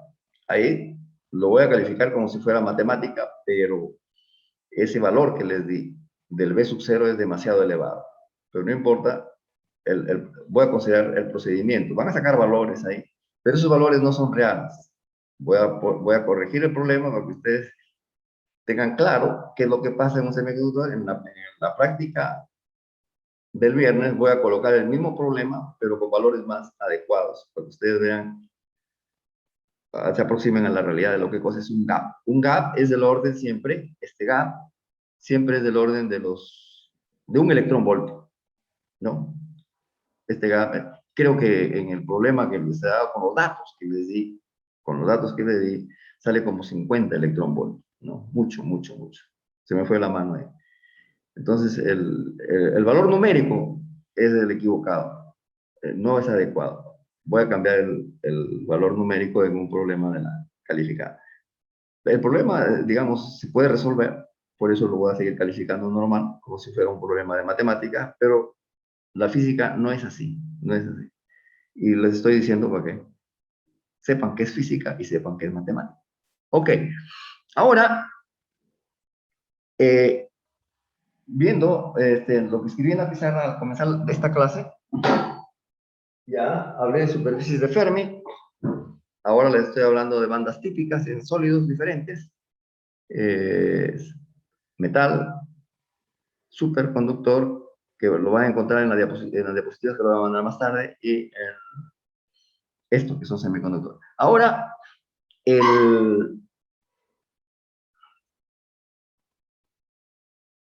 ¿Cómo se distribuyen los electrones en estas bandas de energía, en estos estados posibles?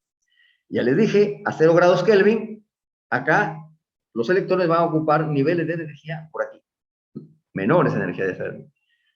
Y aquí, en los semiconductores, van a ocupar estos valores y por acá hay valores vacíos. Eso es a 0 grados Kelvin.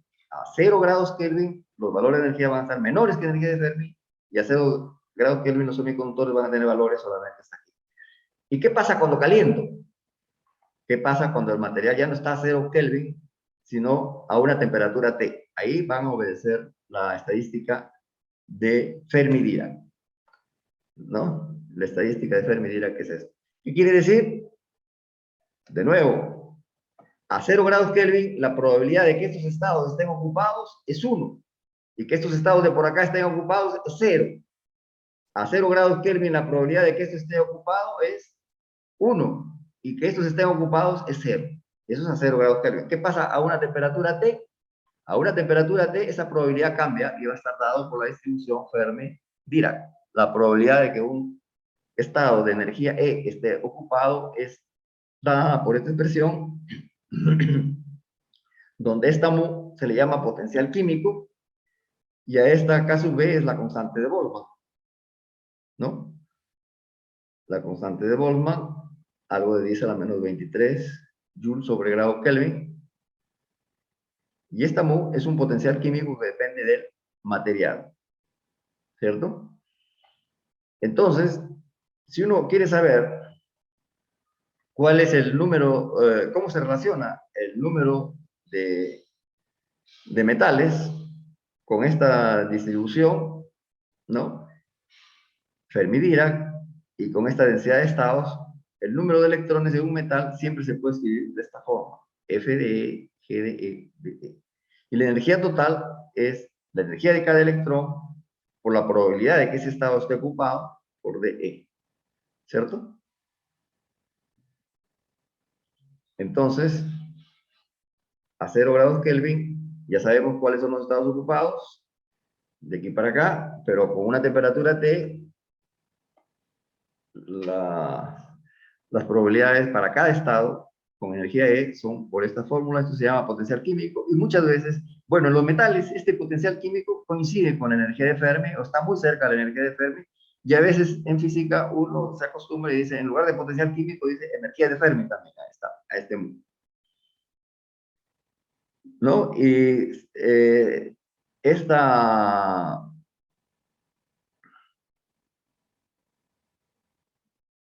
función distribución se relaciona con el número de electrones, porque tú dices, ¿cuántos estados hay entre aquí y acá? En un DE.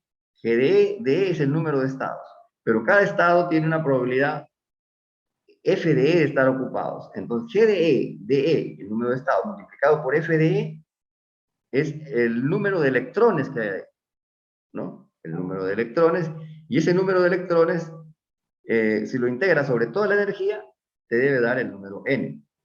Este de acá es número de electrones que hay entre E y E más D, ¿no? Repito, G de E, DE, es el número de estados que hay entre E y E más D, número de estados electrónicos. Y F de E es la probabilidad de que ese estado esté ocupado. En lugar de decir probabilidad, yo puedo decir fracción de electrón que está ahí, ¿no? Lo puedo interpretar así. Fracción de electrón que está entre E y E más D. Entonces, cuando yo integro todo, me va a dar el número total de electrones que hay en la muestra.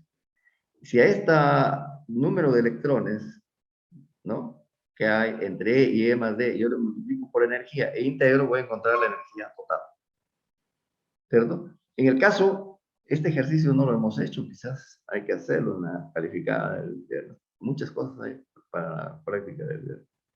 Entonces,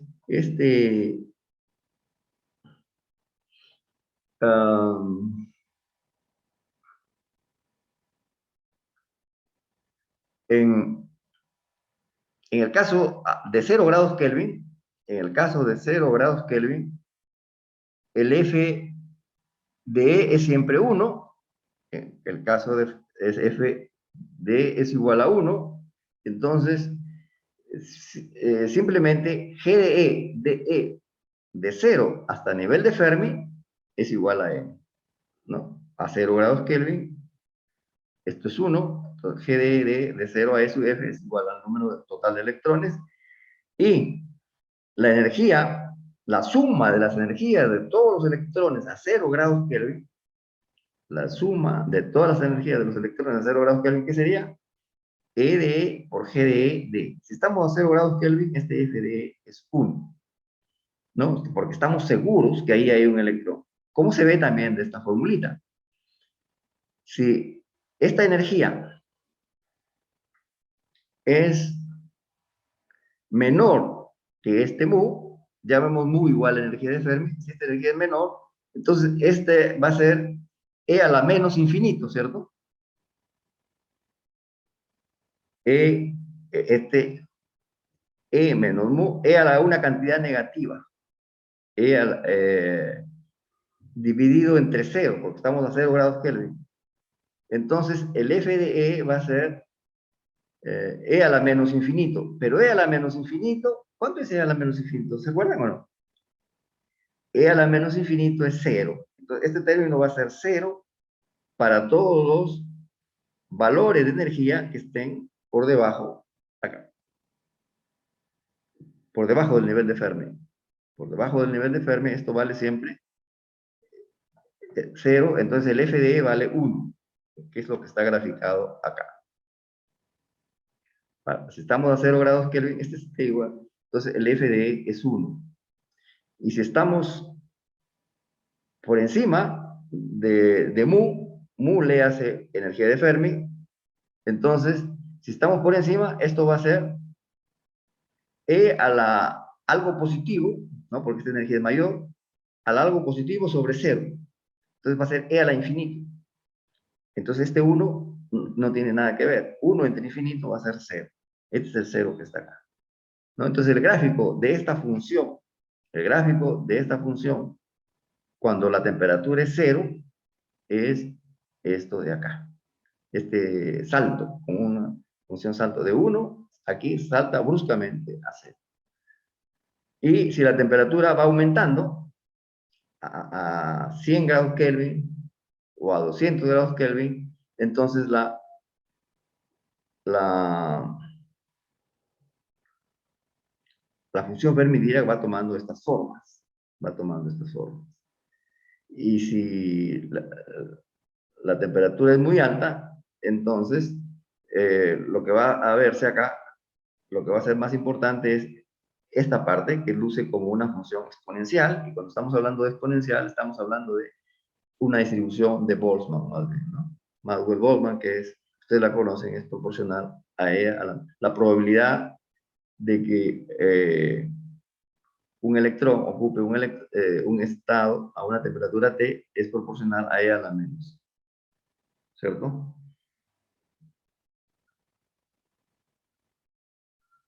Ya, no voy a hablar más de las estadísticas. Ahora, algo muy importante para las propiedades. Esto sí es nuevo para ustedes, ¿no? Entonces, aquí de lo que vamos a hablar es cómo aplico la teoría de bandas para estudiar cómo las propiedades de un sólido son modificadas. Cada sólido tiene su estructura de bandas. Entonces, pero yo quiero explicar las propiedades de este sólido y voy a explicarlas suponiendo que este sólido tiene electrones como partícula, pero ya no es electrones como partícula una esferita cualquiera, sino que ahora las propiedades de esos electrones que están ahí ocupando son, digamos, electrones con una función de onda, de los cuales se conoce una función de onda, ¿no? De Sommerfeld, digamos. Son electrones de Sommerfeld. A los electrones de Sommerfeld lo voy a considerar ahora como partículas. ¿Qué significa electrones de Sommerfeld? Que tienen una función de onda y que tienen una relación de dispersión E versus K.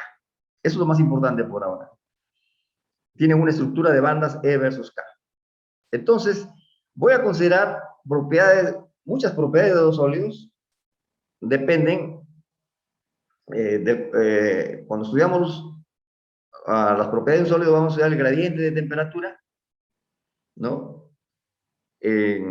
O sea, por ejemplo, conductividad térmica dentro de un sólido, y vamos a estudiar corriente eléctrica, un campo eléctrico dentro de un sólido, o un campo magnético aplicado sobre un sólido. Esos son, digamos, los efectos más importantes que interesan generalmente en física de estado sólido. Un gradiente de temperatura, un campo eléctrico o un campo magnético. Entonces, vamos a estudiar primero las propiedades de los sólidos cuando estos campos eléctricos no son tan altos, esos gradientes de temperatura no son tan altos que obligan a que un electrón salga del sólido, de que un electrón cambie de banda, ni siquiera que salga del sólido, sino que pase de una banda a otra. O sea, vamos a suponer que esos efectos del gradiente y del campo eléctrico y del campo magnético que actúa sobre el sólido no me van a sacar a los electrones de una banda. Los electrones que están en una banda van a seguir en una banda. O sea, los que están en la primera zona de Briand no van a pasar a la segunda zona de Briand, ¿cierto? Vamos a decir entonces que cada uno permanece en su banda. Los electrones que están en la banda en la banda 1 van a seguir en la banda 1. Si están en la banda 2, van a seguir en la banda 2. Esa es una propiedad cuando estudiamos modelo semiclásico de electrones. Y lo otro, vamos a decir que si tenemos una relación E versus K, si tenemos una relación de E en función de K, entonces, ¿cuál es la velocidad del electrón? No vamos a medir la velocidad del electrón, vamos a decir que ese electrón que está en un estado E versus K, que hay un dibujo, ¿no? Por ejemplo, aquí, este electrón que está aquí, con esta energía E y con este K, va a tener una velocidad que es la pendiente de esta curva. Por ejemplo, si está aquí, va a tener una velocidad cero. Si está acá, también va a tener una velocidad cero. Acá va a tener una velocidad. Aquí, cuando ya se está, aquí hay un cambio de derivada, ¿no? Entonces aquí va a tener una velocidad negativa, por ejemplo, ¿no? ¿O no?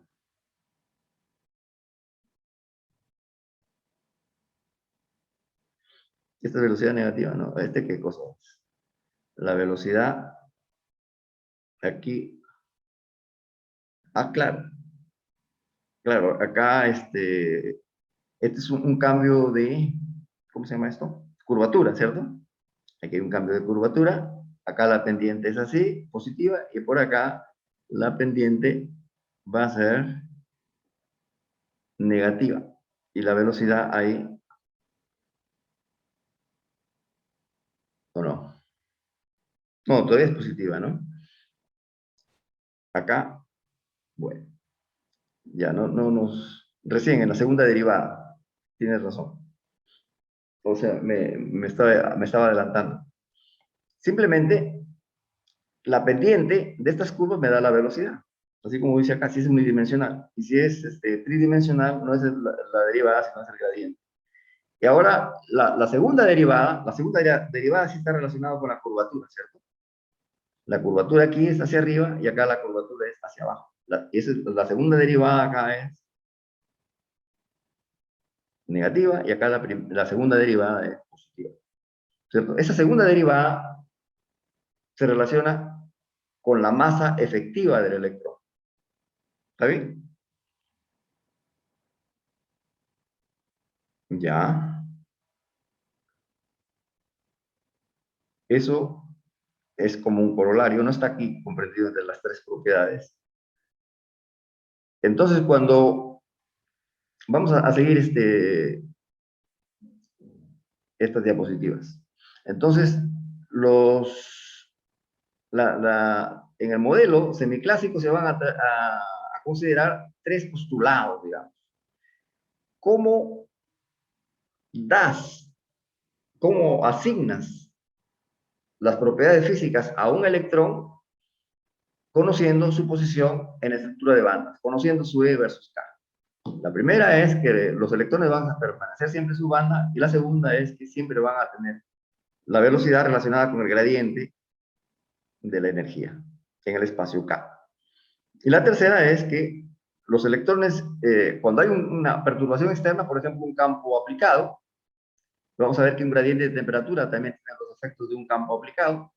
Cuando hay una fuerza, ¿no? Un efecto externo, digamos, sobre los electrones que están dentro del metal, entonces esos electrones van a obedecer esta especie de segunda ley de Newton, o sea, derivada de P con respecto a T. H barra K, vamos a considerarlo P, y la derivada de P con respecto a T es igual a la fuerza externa, aplicada por un campo magnético o por un gradiente de temperatura. ¿De acuerdo? H barra dk dt. ¿Qué quiere decir? Que cuando aplico un campo externo, aquí el electrón tiene una velocidad, aquí donde está el mouse ahorita, tiene una velocidad, y cuando está acá, tiene otra velocidad. Pero ¿cómo calculamos la velocidad? La calculamos porque aquí tiene una pendiente esta curva y por acá tiene otra pendiente. O sea, el efecto de la fuerza es cambiar el K. Y al cambiar el K, se mueve dentro de esta curva y va cambiando también la velocidad. O sea, sufre una aceleración, se va cambiando la velocidad, ¿cierto? Entonces, eso se cumple, como decía, si los campos son pequeños. El campo magnético, acá he puesto, es una manera de decir el campo magnético pequeño, ¿no? Se llama frecuencia ciclotrónica, E por B sobre M, es una manera de decir, si E por B sobre M es pequeño comparado con esto, propiedad de los sólidos, que es su gap y que es su energía de Fermi, si los campos son pequeños y el campo eléctrico y el campo magnético son pequeños, entonces los electrones se van a comportar de acuerdo a estos tres postulados, ¿no? Estos tres postulados, que significa que si el material es unidimensional, entonces la derivada de esto, el E, ¿cómo era?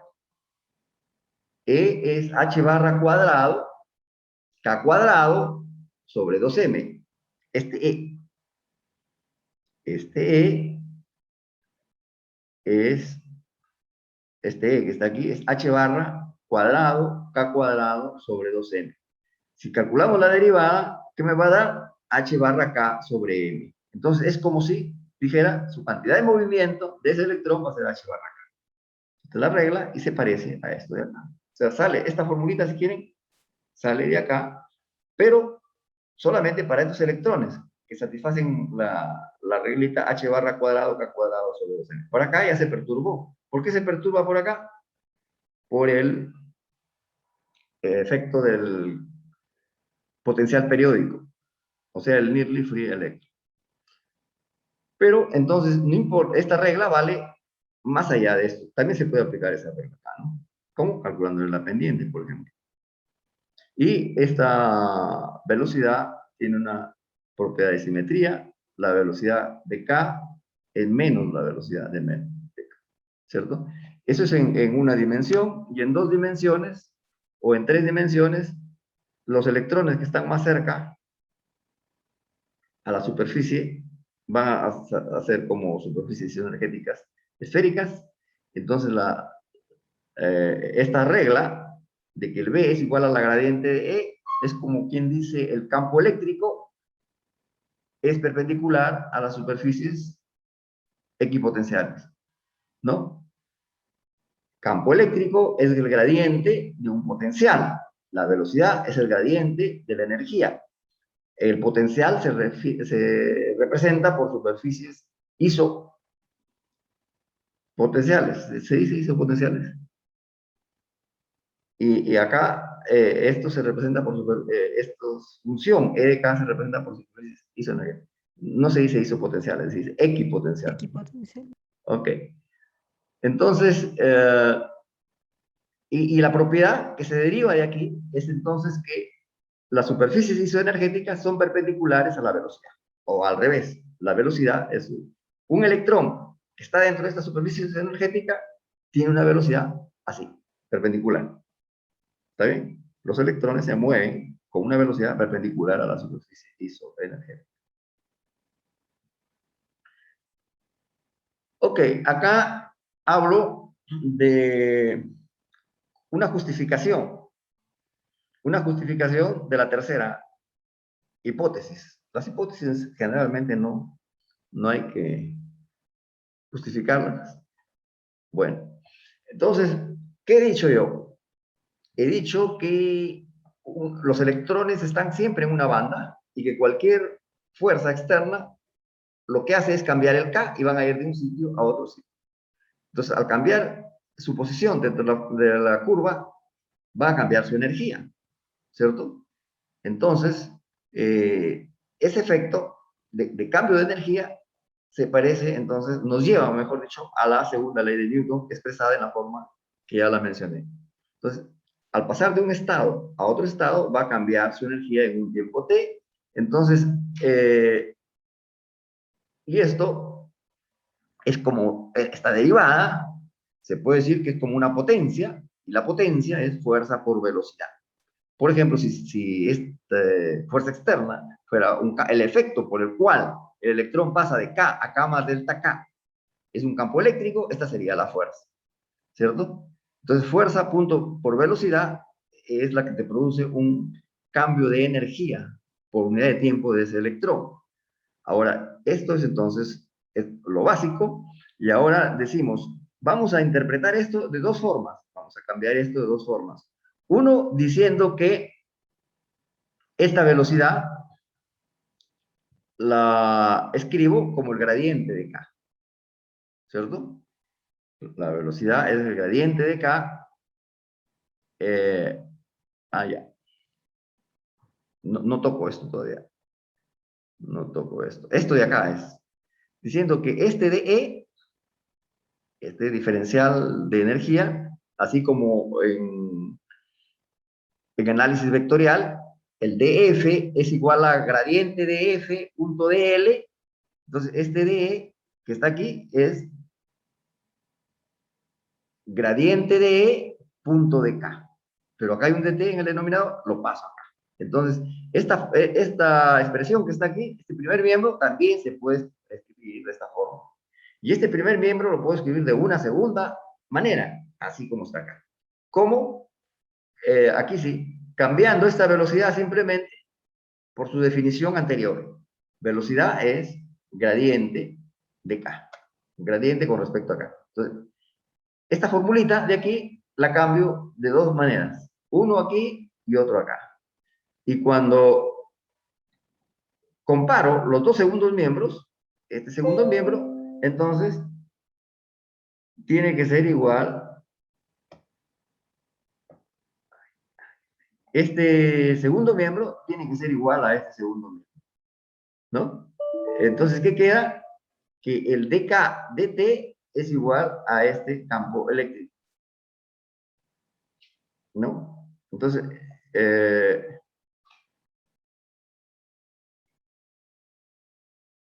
claro, todo esto, ¿cierto?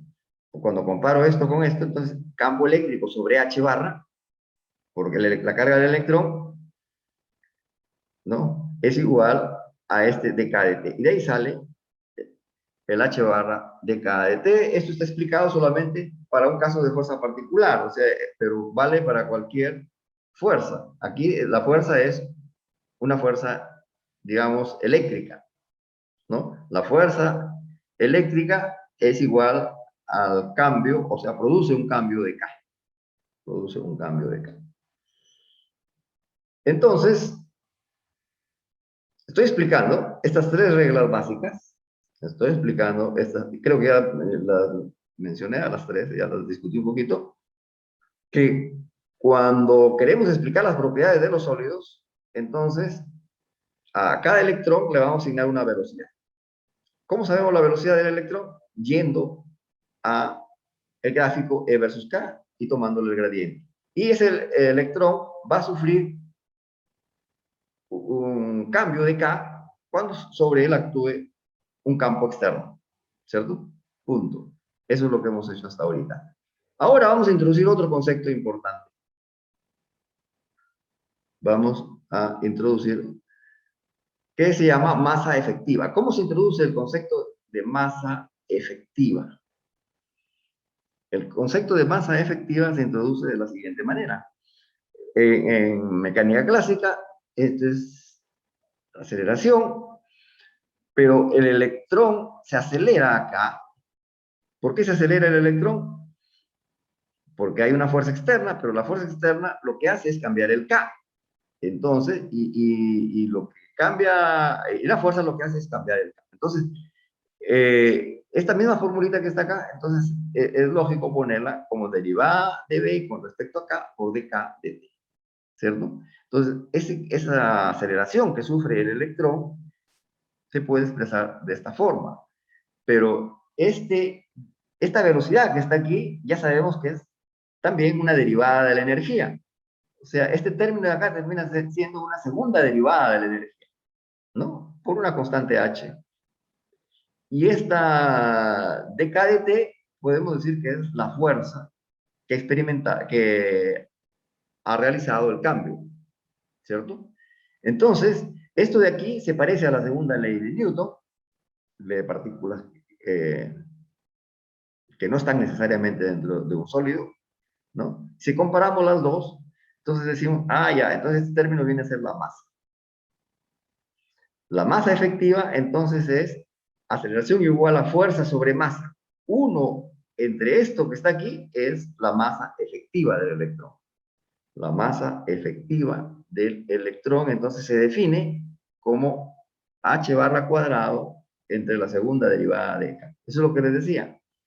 Acá la segunda derivada tiene una curvatura hacia arriba, entonces aquí la masa efectiva es positiva, pero por acá la curvatura es hacia abajo, la masa efectiva es negativa. ¿Y qué significa que la masa efectiva sea negativa?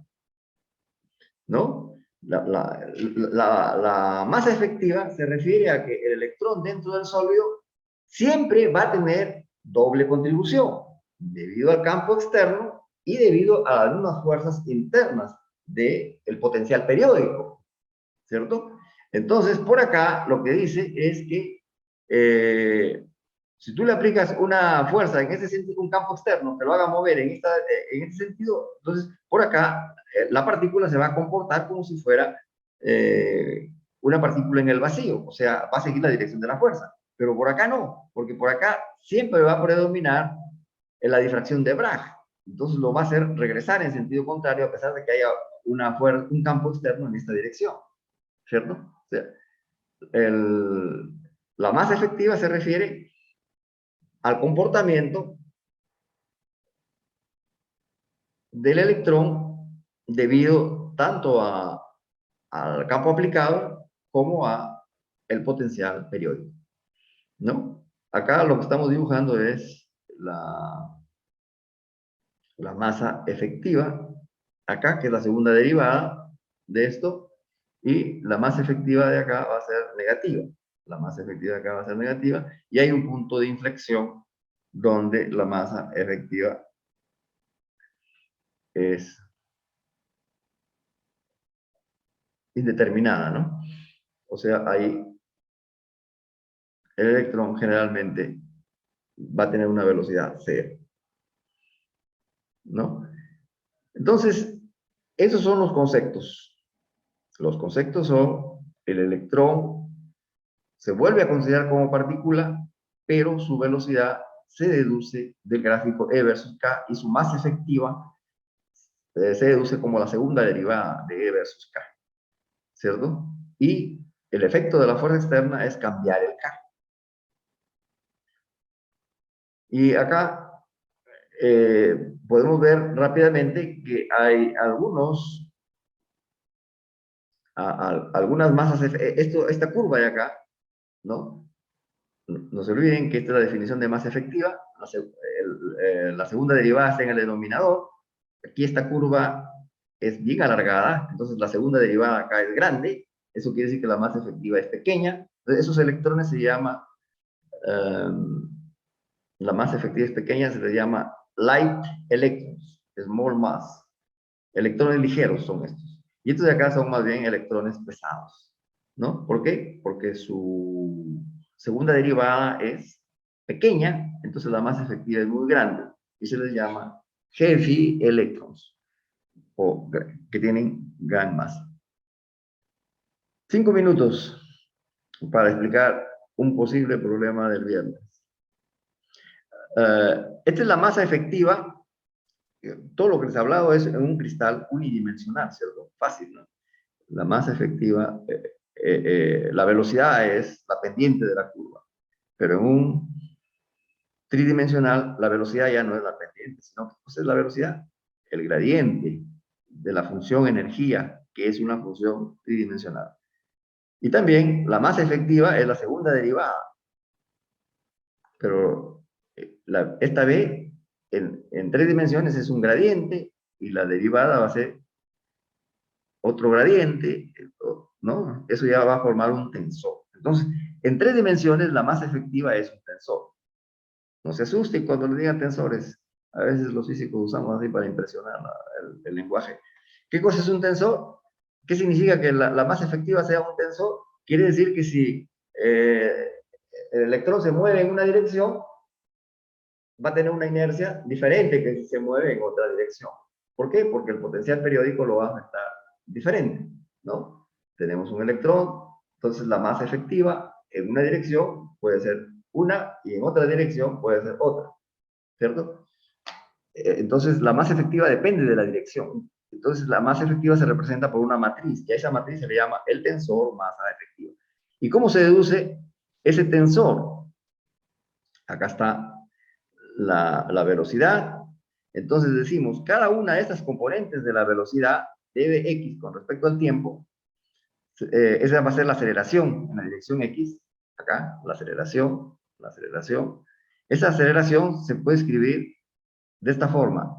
Va a depender de kx, de ky y de kz. O sea, la misma función va a depender de kx, de ky y de kz. Entonces, este término que está acá se va a escribir de esta forma. Pero este corchete que está acá, lo pueden identificar acá como un corchete que nace de escribir esta columna, perdón, esta fila por esta columna, ¿cierto? Esta fila por esta columna. Igual, si aquí fuera derivada de b y e con respecto al tiempo, sería entonces esta fila por esta columna. Y si fuera b sub z también, esta fila por esta columna. Entonces, el vector aceleración viene a ser toda esta matriz por este vector fuerza, ¿no? Con la h barra que está acá es fuerza, ¿no? Esta es la fuerza. Y esta vendría a ser entonces la relación entre aceleración y fuerza, o sea, esto es 1 sobre masa, ¿no? La inversa de esta matriz se llama entonces la masa efectiva, ¿cierto? La masa efectiva. Pero aquí dice velocidades, pero ya sabemos que esta velocidad, v sub x, v sub y, v sub z, es el gradiente de la energía. Entonces, en lugar de v sub x, podemos poner derivada de e con respecto a k sub x. Derivada de e con respecto a k sub x. Sería de segunda derivada de e con respecto a kx, ky. Segunda derivada de e con respecto a kx, kz. Y se forma esta matriz que está acá. Esta matriz es entonces el tensor de masa efectiva. Ahí me quedo. ¿Está bien? El concepto de hueco es muy importante y está muy explicadito en el libro de Kittel y yo lo voy a explicar de acuerdo al libro de Kittel el miércoles. No se pierdan.